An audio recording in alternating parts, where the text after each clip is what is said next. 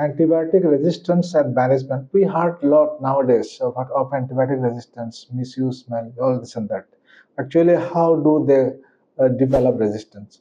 Pumping, pumping of the drug is being pumped out of the cell, bacterial defense mechanism, and altering the structure of the bacterial DNA is another way of an antibiotic working upon a bacteria and other infective agents.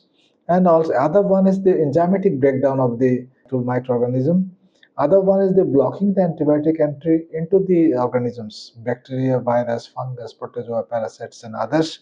So example of the binding is the MRSA, methicillin resistant staphylococcus aureus, and the enzymatic breakdown is typical example is the beta lactamase inhibition of penicillin and cephalosporin. So these are the mechanisms how to handle the situation.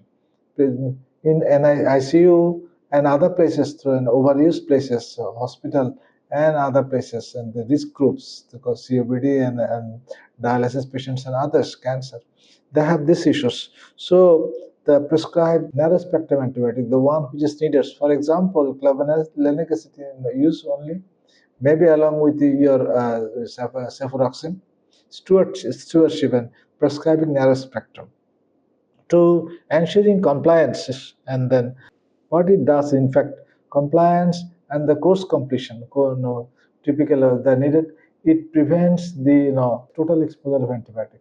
Thereby, you do not have your residual bacteria, and if you use the appropriate amount of antibiotic in appropriate duration, you do not have the residual bacteria who will be mutated and will cause further infection, future resistance, and in an infection. So there will be less over there, and your control the OTC controls in the it's in the West.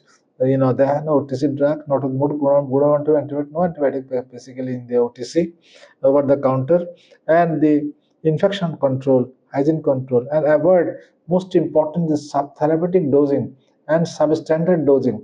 Fever is gone, so stop everything. No, it's not the way that give as it is in the text and literature, so that you do not have the resistance of these organisms in future. And also good waste management.